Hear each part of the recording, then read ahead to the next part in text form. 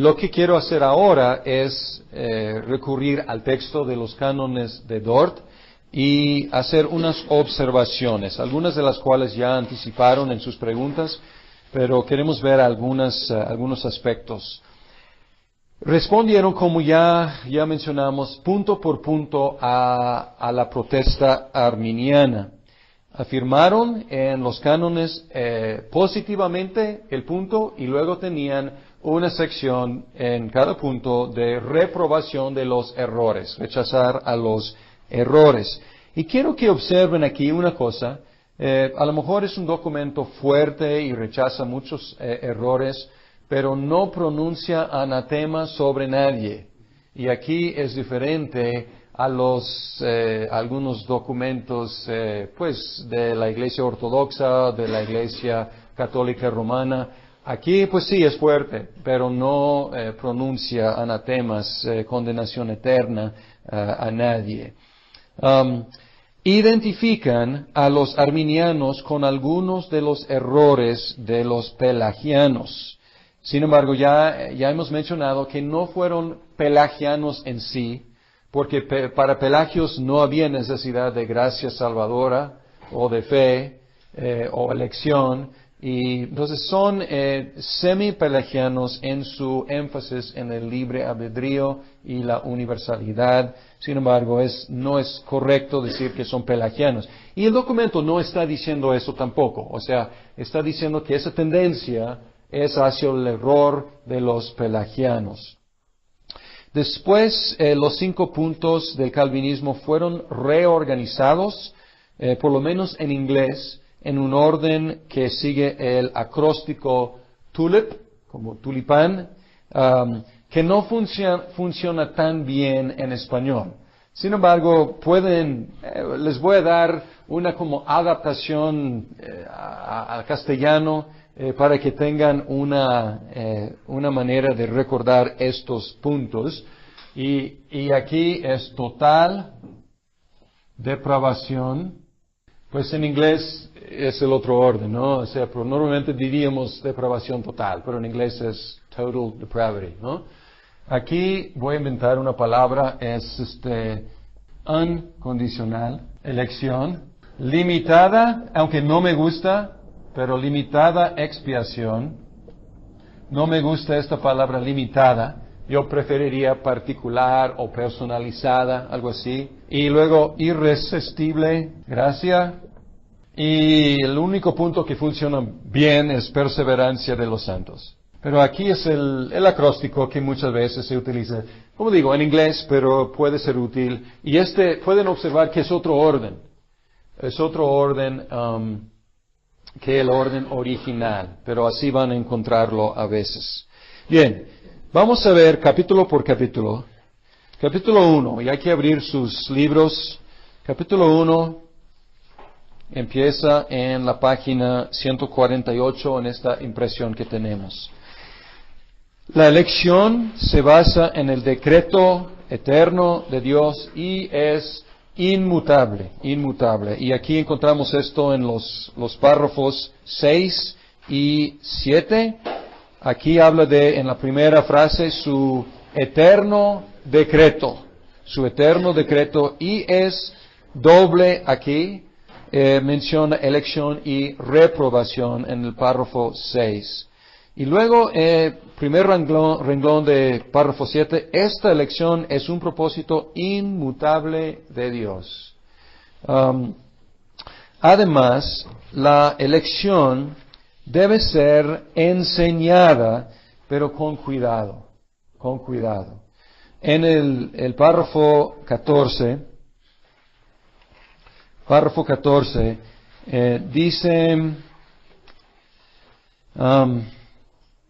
hoy en día, como a la mitad, hoy en día y a su debido tiempo, se debe exponer en la iglesia de Dios, a la cual le ha sido especialmente otorgada, es decir, que esto no es para predicar en las calles, es para instruir en la iglesia de Dios, con espíritu de discernimiento y con piadosa reverencia, santamente, sin investigación curiosa de los caminos del Altísimo. para honor del santo nombre de Dios y para consuelo vivificante de su pueblo. Consejo muy práctico y muy importante, porque los calvinistas, sí, la verdad, han caído en investigaciones curiosas de los caminos del Altísimo. La elección es doble. Sin embargo, como ya hemos mencionado, los dos lados no son precisamente paralelos. El párrafo 15 menciona eso. Porque en un lado, pues aquí habla de la reprobación, y la reprobación es un ejercicio de justicia. Dios los deja en su camino. Luego, otra vez, hay consejo muy práctico en el párrafo 16. Y aquí, escuchen la preocupación aquí pastoral. Dice, quienes aún no sienten poderosamente en sí mismos la fe viva en Cristo. Alguien dice, yo no soy creyente, no siento la fe. O la confianza cierta del corazón, la paz de la conciencia, la observancia de la obediencia filial, la gloria de Dios por Cristo, y no obstante ponen los medios por lo que Dios ha prometido obrar en nosotros estas cosas. Estos no deben desanimarse cuando oyen mencionar la reprobación, ni contarse entre los réprobos o reprobados, sino proseguir diligentemente en la observación de los medios. Y los medios son, pues, básicamente la palabra de Dios, la oración. Entonces está diciendo, nadie tiene el derecho de contarse entre los reprobados, porque no se ha terminado este asunto. Entonces nadie debe concluir eso en esta vida. No debe desanimarse. Y, capítulo 17, los papás. Los papás no deben desesperarse tampoco en cuanto a sus infantes que mueren en la infancia. Y aquí el último renglón dice, la última frase dice, los padres piadosos no deben dudar de la elección y salvación de los hijos a quienes Dios quita de esta vida en su niñez. Pues lejos de ser una doctrina para infundir terror, al contrario, en los papás debe infundir confianza y seguridad. En el segundo capítulo sobre la muerte de Cristo, y estoy buscando unos puntos, no vamos exhaustivamente aquí. La muerte de Cristo es suficiente para salvar a todos los seres humanos. El párrafo 3 dice, esta muerte del Hijo de Dios es la ofrenda y la satisfacción única y perfecta por los pecados y de una virtud y dignidad infinitas y sobradamente suficiente como expiación de los pecados del mundo entero. Entonces, no hay ninguna deficiencia en la muerte de Cristo. Sin embargo, es eficaz para los elegidos. Pueden ver el párrafo 8. Dice que la virtud, de segunda línea, la virtud vivificadora y salvadora de la preciosa muerte de su Hijo, se extiende a todos los predestinados para, únicamente a ellos, dotarles de la fe justificante. Entonces, es suficiente para todos, pero es eficiente para los elegidos. En el versículo o el párrafo 5 dice, debemos predicar el Evangelio a absolutamente todos. Debe ser anunciada y proclamada con mandato de conversión y de fe a todos los pueblos y personas a los que Dios, según su beneplácito, envía su Evangelio. Muy importante. Ha habido en la historia algunos que se llaman hipercalvinistas. Y los hipercalvinistas mezclan cosas que no deben mezclar. Y ellos tienen miedo a veces de predicar el Evangelio porque no quieren predicar el Evangelio a los reprobados. Pero pues ellos ni saben quiénes son. Y aquí la perspectiva es muy positiva. Cristo murió con una muerte suficiente para salvar a todo el mundo. Vamos a predicar a todo el mundo para que entren, si quieren, pues si sea la voluntad de Dios, que entre todo el mundo. Entonces esto es muy positivo. Bien, la muerte de Cristo, vamos a los errores aquí en el segundo capítulo. El primer error en la página 156, aquí rechaza la idea de que la muerte de Cristo solamente hace salvables a las personas. Entonces, dice, algunos enseñan, y obviamente están hablando de los arminianos, que Dios Padre ordenó a su Hijo a la muerte de cruz sin consejo cierto y determinado de salvar ciertamente a alguien. De manera que la necesidad, utilidad y dignidad de la impetración de la muerte de Cristo puede o bien pudieran haber existido y permanecido perfectas en todas sus partes y cumplidas en su totalidad, aun en el caso de que la redención lograda jamás hubiese sido adjudicada a hombre alguno. ¿Qué quiere decir así? Está diciendo, algunos dicen que la muerte de Cristo está bien aunque nadie se salve. Y está diciendo, para nada. No, la muerte de Cristo sí salva efectivamente. Y en la pregunta, el párrafo 4, dice que no es una cuestión de bajar la barra.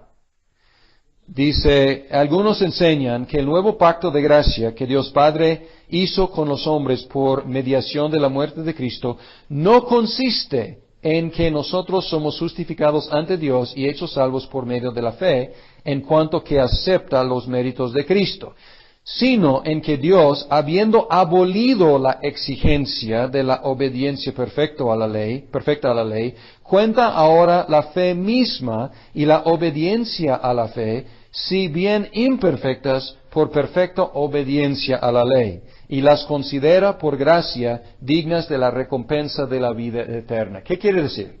En el esquema calvinista, Dios jamás ha quitado la necesidad de obediencia perfecta a la ley. Sigue vigente.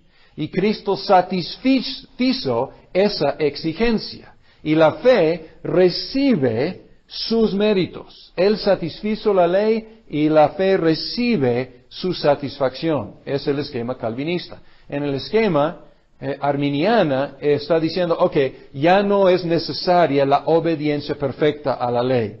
Y ahora el requisito es otro, y el requisito es la fe en Jesucristo. Y esta fe se toma en lugar de una obediencia perfecta. ¿Se entiende la diferencia? Aquí la fe recibe la obediencia perfecta de Cristo. Aquí la fe es como nuestro acto que sirve en lugar de una obediencia perfecta. Y rechazan ese error. El tercer y el cuarto capítulo que están aquí unidos, la incapacidad es total en cuanto a las cosas, aquí menciona, es el párrafo 3, incapaces de algún bien saludable o salvífico. Sin embargo, el párrafo 4 dice que le queda al hombre lo que llama alguna luz de la naturaleza.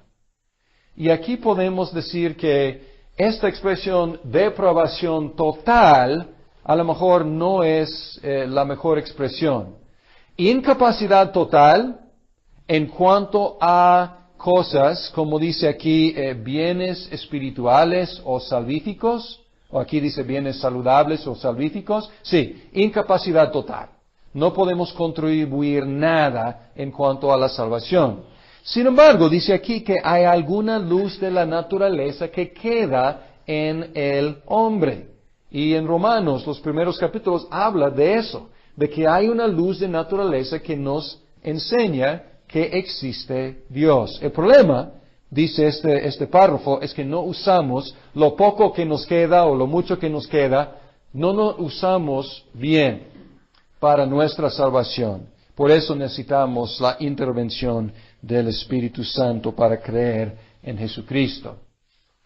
La gracia, hay una cosa muy interesante y importante también hoy en día, porque ha habido en círculos reformados alguna confusión acerca de qué es la gracia. Y en el párrafo 7, aquí dice que la gracia es como la quinta línea, sin y aún en contra de todo merecimiento. Y esto es importante porque suele decirse que la gracia es el favor inmerecido de Dios. Pero aquí está diciendo no solamente es inmerecido, es contramerecido. Dice sin merecimiento, inmerecido, y aún en contra del todo merecimiento. Entonces es importante reconocer que la gracia no solamente es inmerecido, sino en contra de lo que realmente merecemos. Un punto difícil y controvertido en el calvinismo tiene que ver con la seriedad del llamamiento externo. Predicamos el Evangelio a todo el mundo y decimos en buena fe que Dios quiere salvarlos por medio de Cristo y ellos deben confiar en Cristo para su salvación. Pero ¿en qué sentido es sincero y serio este ofrecimiento a alguien que no es elegido? Es un punto honestamente difícil y los teólogos han debatido la sinceridad o la seriedad de este llamado externo. Sin embargo, aquí afirma la seriedad del llamado externo, que el último renglón dice, promete, o sea, Dios promete también de veras, a todos los que vayan a Él y crean la paz del alma y la vida eterna. Está diciendo que Dios está ofreciendo seriamente, pero aquí entra pues una dificultad en el calvinismo. ¿En qué sentido es serio? ¿En qué sentido es sincero? Si realmente la gente no tiene lo que necesita para responder en fe. Y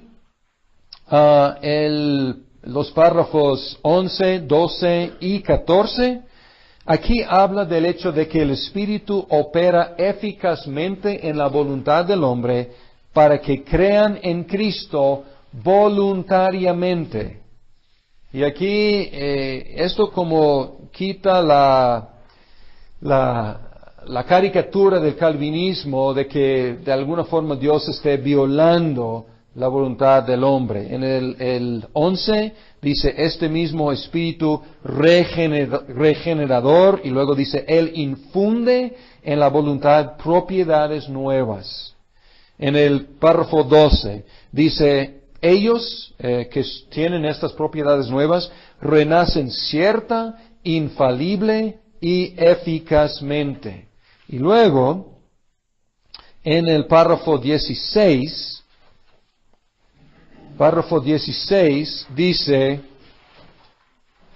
ni destruye, la cuarta línea, ni destruye la voluntad y sus propiedades, ni las obliga en contra de su gusto, sino que las vivifica espiritualmente, las sana, las vuelve mejores y las doblega con amor y a la vez con fuerza, de tal manera que donde antes imperaba la rebeldía y la oposición de la carne, ahí comienza a prevalecer una obediencia de espíritu voluntaria y sincera, en que la que descansa el verdadero y espiritual restablecimiento y libertad de nuestra voluntad.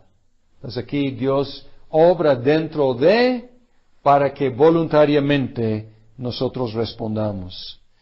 Y aquí en el párrafo 15, otra vez, algo muy importante.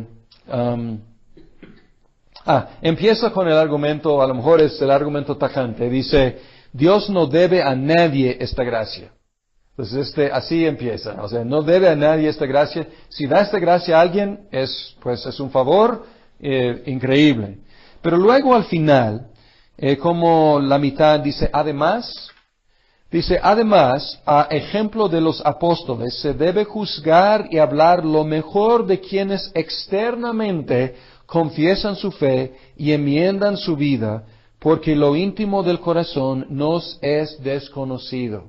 Y aquí está diciendo algo muy importante. Si alguien confiesa a Cristo y hay algo de evidencia en su vida de que está tratando de seguir a Cristo, debemos recibirlo como hermano y no dudar de su fe. Y así funciona la iglesia presbiteriana. Aquí dice, hay cosas que no podemos ver, el corazón.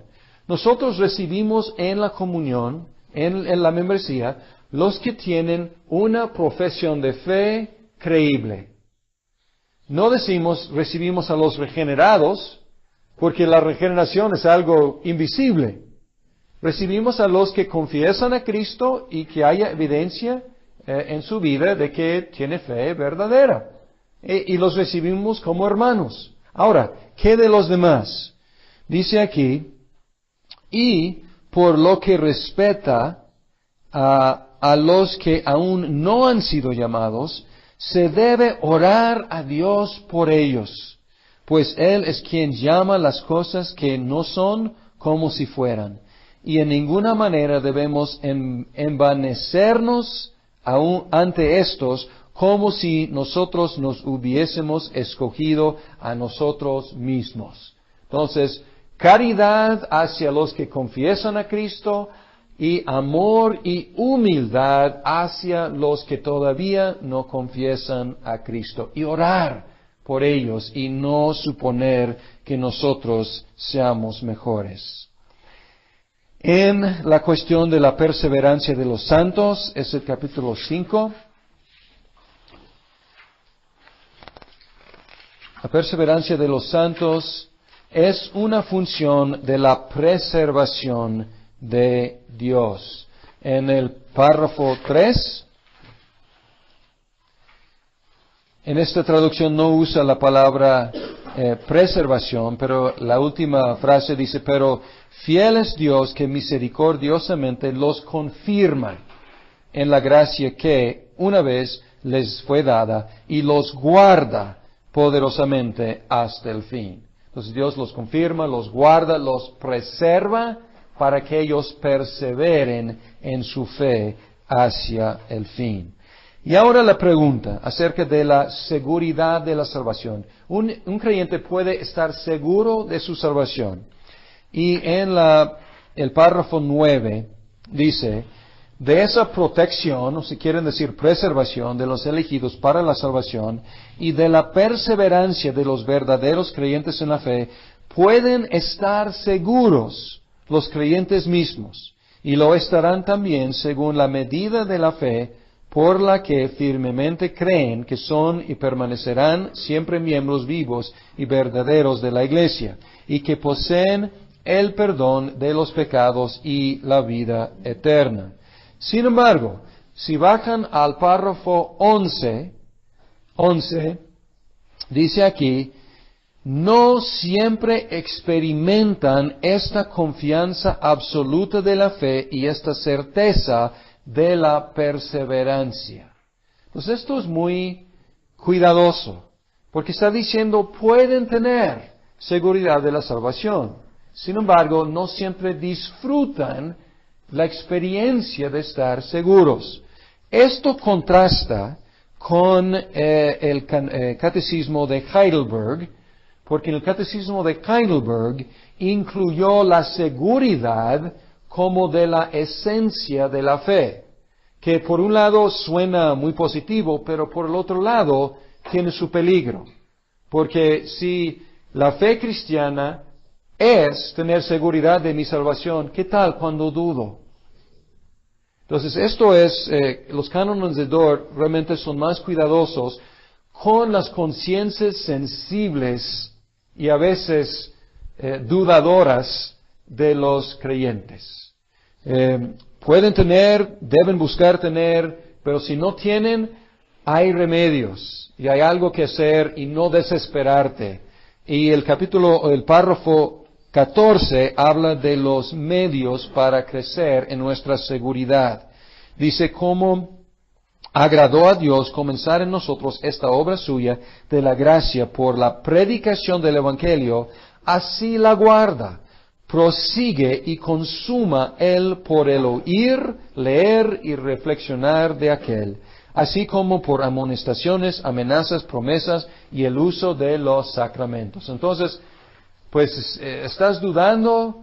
¿Tienes dudas de tu fe, de tu seguridad? Pues recurre a lo que Dios te ha dado, la Biblia y los sacramentos para animar tu fe. La perseverancia de los santos es una doctrina mucho más robusta que el concepto popular entre muchos evangélicos. Muchos evangélicos hablan de lo que llaman la seguridad de la salvación, que no está incorrecta en sí, pero es solamente la mitad del cuadro. Porque la seguridad de la salvación solamente habla de la conclusión, pero aquí habla del medio para llegar al fin. Seguridad de la salvación a veces se abusa. Y se abusa diciendo, hay un dicho, una vez salvo, siempre salvo. No está mal el dicho, pero se distorsiona a veces. Una vez respondiste en una campaña evangelística, levantaste la mano y alguien te pronunció salvo. Y ya eres asesino, ya eres narcotraficante, ya eres esto y esto, pero no te preocupes, porque una vez salvo, siempre salvo. O sea, este no es el mensaje bíblico. El mensaje bíblico es perseverancia de los santos. Los santos van a llegar, anímense, van a llegar a la conclusión de la carrera y van a llegar corriendo. Van a llegar en fe, creyendo. Paso por paso van a seguir creyendo para llegar. En otras palabras, los que perseveran son los santos. ¿Y los santos quiénes son? Pues los que perseveran hasta la conclusión. Y por lo tanto es posible distinguir, y podemos ver aquí la distinción, distinguir entre una fe salvífica y una fe temporal. Y la misma Biblia lo hace. La parábola del sembrador lo hace. Los arminianos no distinguen entre diferentes tipos de fe. Y aquí pueden ver en los errores, pueden ver el párrafo 7. Y aquí menciona que hay una triple diferencia entre aquellos que solo creen por un cierto tiempo y los creyentes verdaderos. Porque es patente en la Biblia y es patente trágicamente en la vida real de algunos que parecen ser cristianos y luego ya no siguen. Y en el caso, la explicación arminiana es, pues cayeron de la gracia. Eran verdaderos cristianos y ya no lo son.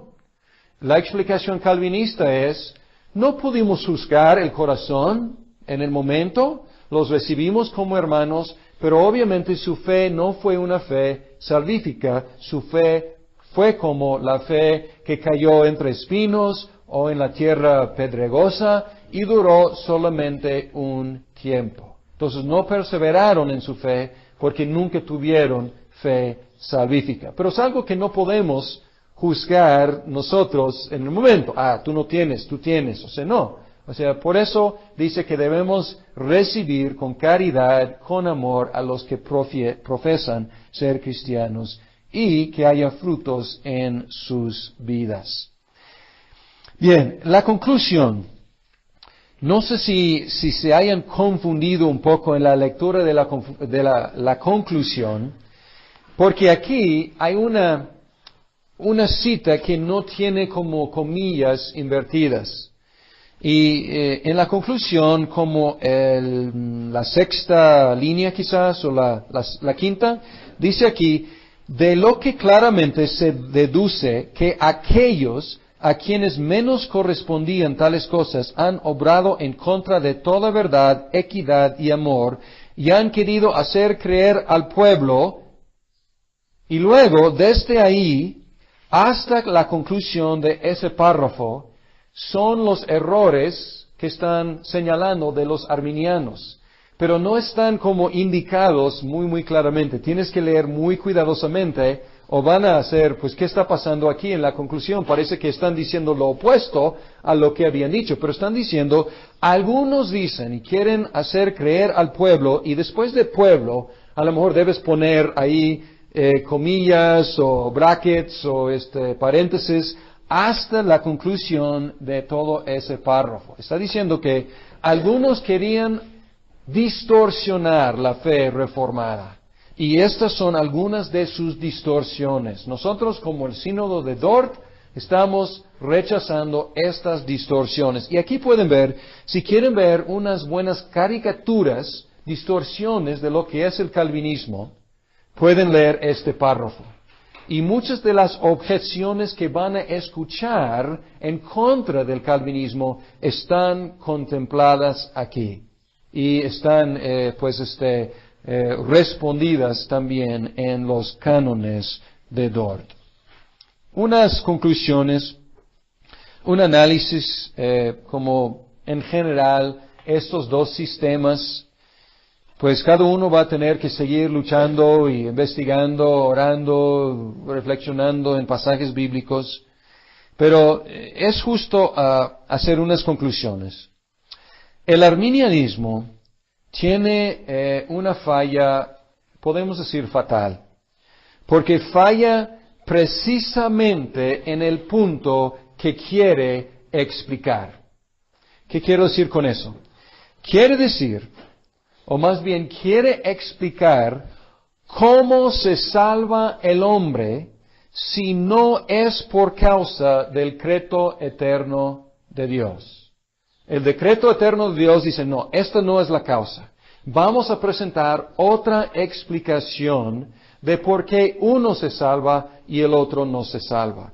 Pero precisamente en ese punto falla, porque nunca da una respuesta adecuada, porque nunca puede explicar por qué una persona cree y otra persona no cree. Vamos a pensarlo rápidamente. La elección es general en el arminianismo a quienes quieran y a quienes Dios prevé que van a creer. La muerte de Cristo es general, los hace salvables, es universal para todos. La obra del Espíritu Santo, de la gracia previniente, también es universal y está disponible para todos los hombres, y ellos tienen que cooperar. Algunos cooperan y otros no. Pero la pregunta queda, ¿por qué algunos cooperan y otros no? Y el sistema arminiano no da una respuesta. La respuesta no es en la elección de Dios, la respuesta no es en la muerte de Cristo, la respuesta no es en la gracia previniente del Espíritu Santo. ¿Dónde está? Y ellos mismos dicen que el hombre no es capaz de creer sin la gracia. Entonces, ¿quién los hace diferentes, los creyentes a los no creyentes? Y a fin de cuentas, el arminianismo no da una respuesta satisfactoria a esta pregunta. Y, como ya he dicho, no es igual al pelagianismo, porque retiene la absoluta necesidad de la gracia de Dios y la muerte de Cristo. Sin embargo, al colocar al hombre en el punto más crítico de la salvación, podemos decir que es semi-pelagiano. Y en manos de hombres menos cuidadosos que Jacob Arminius y los primeros arminianos, que eran teólogos muy astutos, se convierte en un mensaje muy antropocéntrico. Y es lo que ha pasado en la historia desde entonces. En cambio, el calvinismo. Hemos señalado algunos problemas con este sistema, pero en general el calvinismo, siendo un sistema agustino, mantiene el enfoque en Dios, en su gracia y en su gloria. Y si queremos resumir lo que es el calvinismo, podemos decir que es una explicación de la verdad que Jonás descubrió estando en el vientre del pez, cuando él proclamó, la salvación es del Señor. Ahora, ¿qué les pertenece a los calvinistas? ¿Qué deben o qué debemos hacer? Es esencial que enseñemos estas doctrinas con el cuidado, con el amor, con la gracia y con la humildad que merecen.